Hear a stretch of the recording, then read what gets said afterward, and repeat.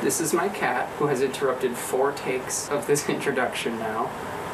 I love him. He is feisty. He wants to play. He wants to play with me and with the curtains and with the record. Not okay. Welcome to the first episode of my new show, Collector's Corner Record Review. A little bit of background before I get started directly. I want to share the feeling of accumulating interesting things that are kind of a surprise. I like the idea of it being a surprise. You didn't know you really wanted this in your life. That kind of feeling. I've been collecting for maybe 8 or so years now, and I kind of have all like the big albums I want. So now when I go out, instead of looking for those, instead of hunting for like golden treasures like that, I'm hunting for the diamonds in the rough. I'm going for that $5 bin. I'm gonna take all your jazz fusion. I'm gonna take all your weird experimental late 70s, early 80s. I'm gonna take all your niche interest, foreign, German, I don't know, weird, you haven't heard of these people before, who are these people I'm talking about, like that kind of stuff. That's what I'm looking for. It'll all be new to my ears, and who knows, maybe I'll love it. Part of the fun, taking today's listen down. Fun art, looked nice. I'll pick it up, here's the back. It's just kind of a game. It's a fun game. This came to me pretty clean. So another good reason why to pick it up. I was able to find this in a town maybe an hour away from my apartment called Arcade. They have a little co-op flea market kind of thing. Really cute, really nice, and lots of records to look through seriously. If you find yourself near Arcade, New York, and you're in the mood to find something, I would highly suggest you take a look. So, in a few minutes I'm going to put it on, and I'm going to take a listen to it, and I will get back once I have my first impressions of the album. Who knows, maybe even the first side I'll have enough to say about it.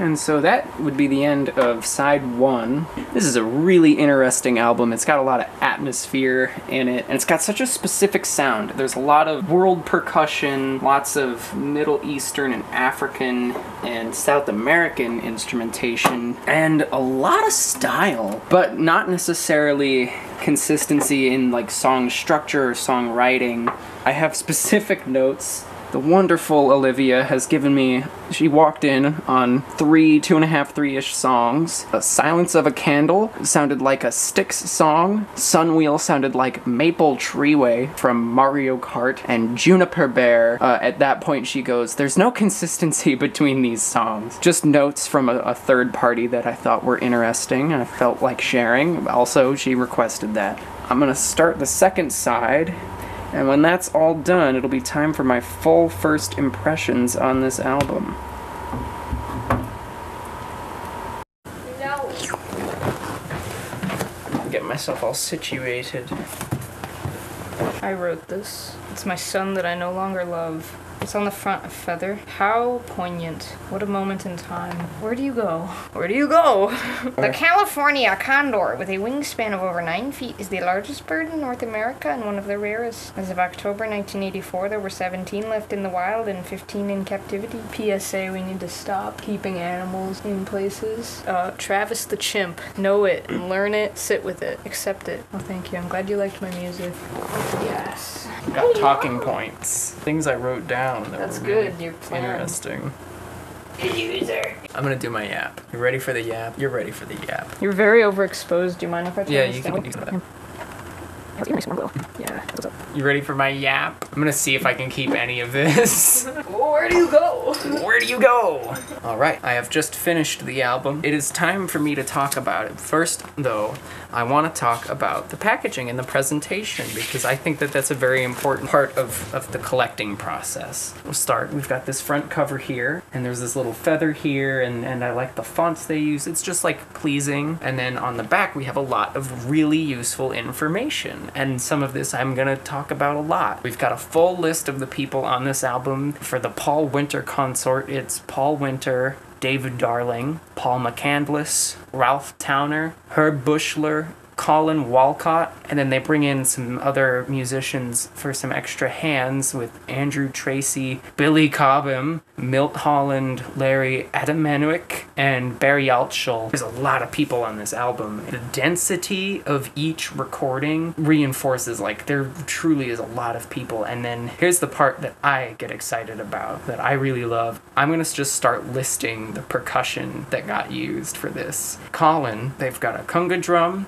a tabla drum, ridangum. They've got the surdo drum set, timpani, bass marimba, which is always fun. And then also sitar. He kicks ass on The Silence of a Candle or Ode to a Fillmore Dressing Room. It's somewhere on the first side. There's just some insane sitar playing going on. It was produced by George Martin, who very famously produced the Beatles. In the very little research that I have done while listening to it, he has gone on record to say that this is one of his proudest recording achievements, which is kind of really cool. Yeah, they've got lyrics for some of the songs on here, as well as some explanation. For the closing track, it is a village song from Guinea, which is a country in West Africa, and it's in French, and it translates literally to "Midnight amuses herself," kind of invoking the many meanings of midnight. That's how they put it, and I'm just gonna go with it, because I can't really think of a better way to talk about it.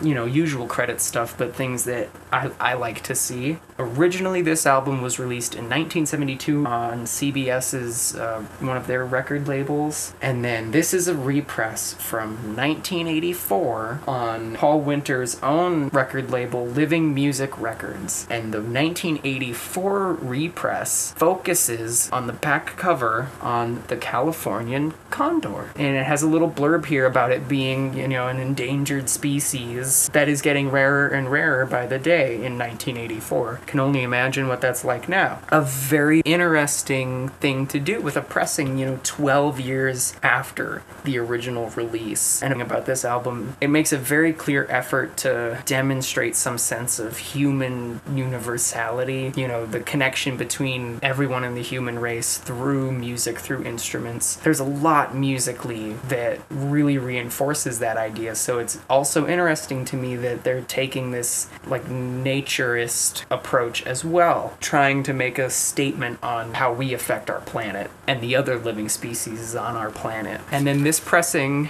that I picked up came with the mailing inserts.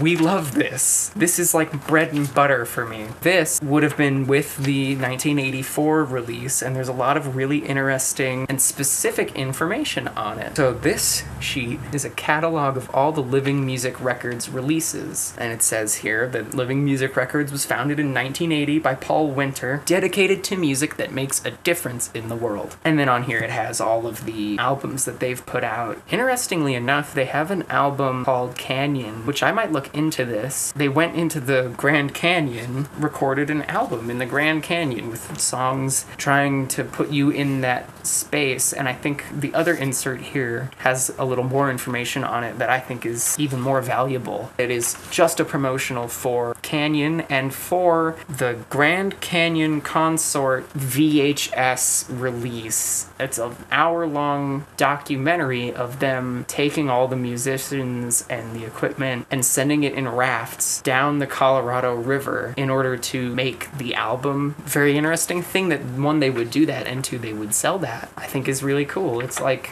reminds me of you go to your local underground show or whatever, and they've got t-shirts and cassette tapes, like, because they need a little extra income to keep going. But as a fan, you really like that stuff. So I love that whoever owned this first also kept these mailing inserts in the package with the record and kept everything really clean. It's fantastic condition, this album in general. And now, musically, I have some notes.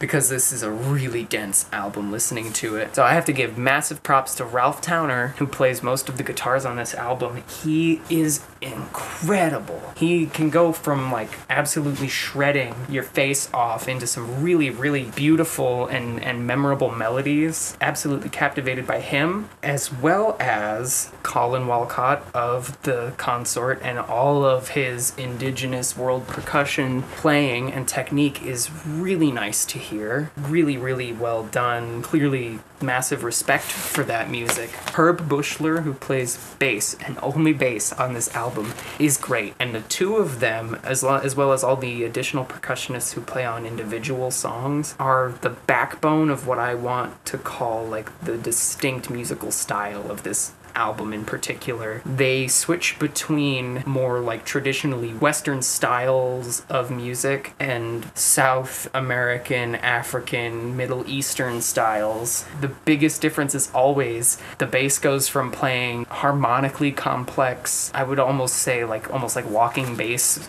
lines, to playing just an ostinato. Just one really simple ostinato, and the percussion will go from the drum set player playing the hits with everybody else to keeping this really steady and complicated groove along with whoever else is playing percussion at the moment. And it does a really good job of informing the listener. It's like we're going from a song to like a dance piece almost, from like they have percussion specifically from Ghana on one of these songs, a ritual dance from Ghana. Now the playing on this is really good at just making distinct when they are taking influence from Western musical ideas and non-Western musical ideas. That's one of the biggest takeaways, and one of the things that I think really reinforces that human connection theme throughout this all. There's literally the opening song of side 2 is Whole Earth Chant. And that's when they have percussion from Ghana. They've got all of Colin's work going on.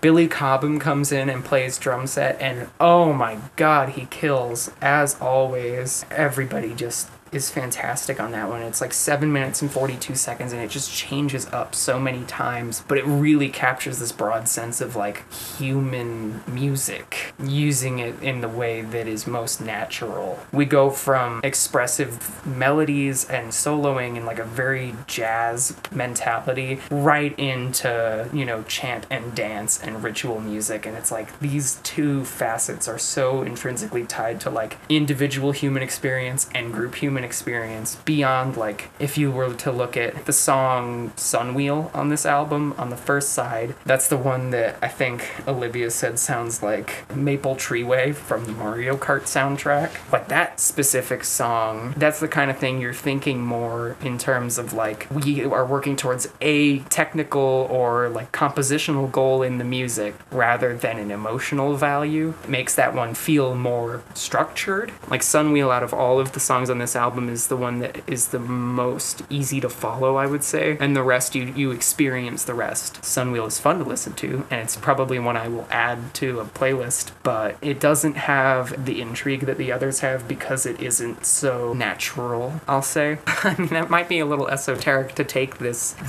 attempt number 5 to explain myself. I hope if you listen to this, and I really encourage you to, because it's a very, very fascinating thing to listen to, that you can tell the difference between these two influences that I'm trying to describe. So taking the song like Whole Earth Chant, I think it has the most indicative sound of the album. I think it is the most distinct, and it being 7 minutes and 42 seconds does help. They have a lot of time to like dwell in different sonic areas with different implications and rhetoric. The musical rhetoric of the opening of that piece with its free improv and ostinatos and bass and percussion is much more akin to something that you hear not in Europe and America, The drums kick in and it's Billy Cobham and he's so good, and then people start playing, clear, distinct, memorable melodies, and the harmonic and rhythmic content becomes a little freer, but now it has a goal. That's the interesting conflict in these musical ideas as well, is the point of ritualistic or dance-based or indigenous music is the music. The point is that this is going to help us do a task or get through something or perform a ritual. Like, the music is the music. And then the more song-like music,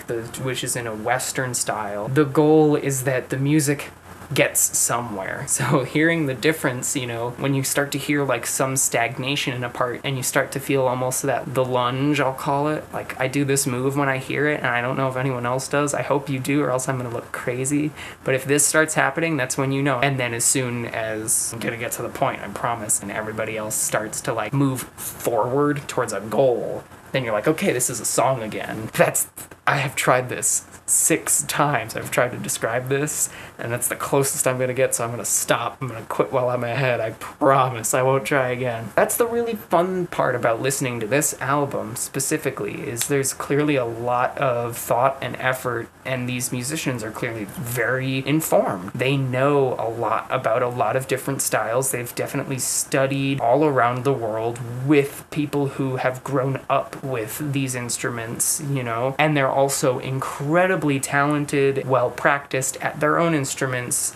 Paul McCandless plays oboe, English horn, contrabass, sarrusophone. It's all woodwind playing from him, and it's incredible woodwind playing. There are moments on this album where it is a woodwind duet between him and Paul Winter on saxophone, and then you have world percussion in the background, and you have the ostinato bass, but you also have Ralph Towner shredding on guitar, so then you have like these 3 worlds existing at the same time, and the texture of it is so fascinating to listen to. But it all feels like it's accompanying those 2 woodwind players. When you get to that part of the album, it's just like, wow, this is a feature for these 2 people to just really demonstrate that they are like incredible players. Yeah, I mean, the amount of material on this album, though, that is more like aleatoric, which is to say it's more about the experience of listening rather than goal at the end of the musical line. There's a lot of that on this album, and if that's not something you're interested to, then I would see that maybe you have a hard time getting through 2 or 3 of the songs on this album. There are moments on it that are just really, it has enough structure and direction that you can, as a listener, grab onto it in that sense. So here's the part where I have to arbitrarily rate the album, and I have 3 criteria. 1, as a collectible item, its physical condition. 2, my general enjoyment of the album. And 3, what I would think critically of it. So starting with the physical condition of the album, as you can see, there's minor, very minor cosmetic damage, but with all the inserts and with the fact that the record itself played through to completion, I would say that those aren't very important. Maybe I would give it an 8. For how much I enjoyed it, I would say this is music that was kind of made for me the more that I think about it. The effort and care they've put into presenting all the musical information and the rhetoric of the album was incredibly impressive. And as a student of music, as somebody who likes theory analysis and all sorts of those more academic things, it really spoke to me quite clearly as well. There were parts that I thought were maybe a little excessive, and it didn't quite capture my full attention the whole time, so I could only really give it maybe a 7. I love the idea of it, I love lots of it, but I don't entirely love the execution, I guess, if I had to put it into, you know, Too Long Didn't Read. Lastly, critically, this would probably be a relatively difficult album to get into, not because the music is abrasive, but because it is so dense, it is hard to focus on any specific part of it for some portions of the listening. If you sit down and you just let it hit you, take it in as an experience, maybe not the most rewarding. It's hard to rate it critically because there are so many things it does right and so many things that I think would put a listener off in general, and a couple things that I myself know that I won't be going back to it for specific songs. I would go back to it as an experience. So I could really only give it a 7 or an 8, probably a 7. If I'm being very critical, I think I'd give it a 7. Kind of takes you away for a little bit, and it's hard to go from struggling to focus because there's too much to struggling to focus because there's too little. Not to say that that is a problem throughout the whole album, it just happens a couple times. I can't say enough how smartly written it is, how beautiful the melodic content is. The textures in this album are perfect as far as the instrumentation. Like, everything about it in its parts works really, really well. The execution just lacks a little bit, I would think. Again, the more I think about the content of the album separate from listening to it and separate from the songs themselves, the more I like it. So, Here's the short facts of it. I'm giving this album a 7. The record cover is mostly clean, minus some small blemishes. The record itself played through to completion. In my head, when I think about it, it's so brilliantly produced, but I know that there were parts of it that just did not speak to me very well. When I go back and listen to this, I'm gonna either listen to it for the whole experience of the album or only maybe 1 or 2 songs. And then critically speaking, while it has some musical aspects that really reinforce the themes, you know, the human connection to music and the idea of a human unity, a unity in our people, and then also a connection to nature, some of the music really complements that well, but I think that the density of the music, of some of the writing, makes it difficult for me to think that everyone who listens to this will appreciate it and understand it. It kind of falls flat on universality there, but other than that, I would say this is a fantastic thing to listen to at least once, regardless if you think you're gonna like it. Thank you for watching. Thank you for bearing with me. This is the first time I've ever done this. I am free associating and spewing words at the camera like a madman, and if you enjoyed, please keep watch. I will do this again. And if you didn't enjoy, I want to hear why. I want this to be something nice and constructive. Until next time, I guess. How do you say goodbye?